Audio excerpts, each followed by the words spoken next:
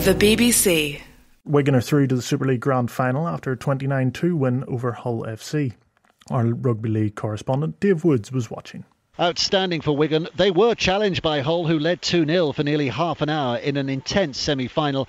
But flashes of brilliance from the Warriors ended in tries for Joe Burgess and Harry Smith before the break, and a half-time lead of 13 points to 2. And they powered through with 3 more tries in the second half. Hardacre, Bibby and French all crossing. Wigan superb. Hull simply outmuscled and outclassed on the night. Wigan will play either Catalans or St Helens in the grand final. Commentary of their semi-final on Sports Extra tomorrow night from 7. One other bit of rugby league news: Huddersfield Giants have appointed Ian Watson as their new head coach on a 3-year contract.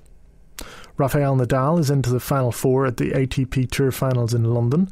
He beat last year's champion Stefanos Tsitsipas in 3 sets to make it through to the semi-finals. It's always difficult to play here against the best players of the world every single day. End of the season, most of the time that you get here a little bit tired. Just excited to be in that semi-finals, and I'm going to try, I hope to be ready to try my best.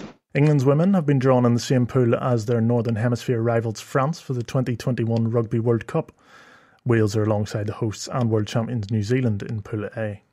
The Red Roses beat France in the 2017 semi-final, and England captain Sarah Hunter knows the pool clash will be massive. We know probably what to expect, although knowing the French, they'll probably bring something different that we haven't seen.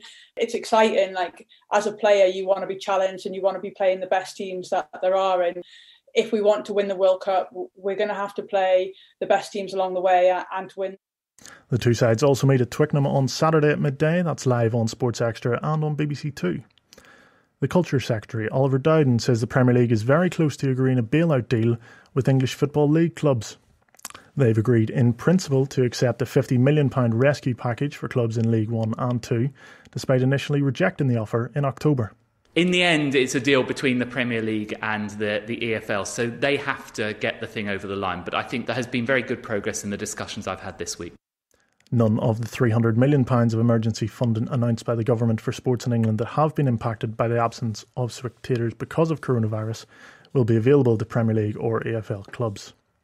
The Football Association of Ireland has launched an investigation into a video shown to their players before the Republic's game against England last week.